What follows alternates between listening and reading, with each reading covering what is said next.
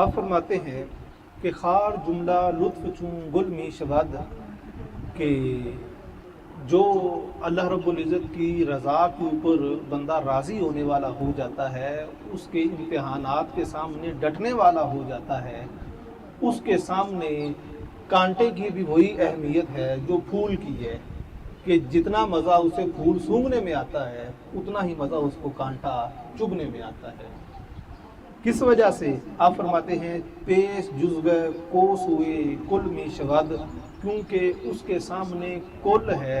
جوز کی کوئی حیثیت نہیں ہے، کہ یہ جو پھول ہے یا کانٹا ہے یہ حقیقت میں اللہ رب العزت کی ذات کی طرف سے ہے اور کل وہی ہے، لہٰذا دونوں کی جو اہمیت ہے وہ میرے سامنے برابر ہے۔ نہ مجھے کانٹے نے کوئی نقصان پہنچایا ہے اور نہ ہی مجھے پھول نے کوئی فائدہ دیا ہے، میرے سامنے جو چیز مد نظر ہے وہ اللہ رب العزت کی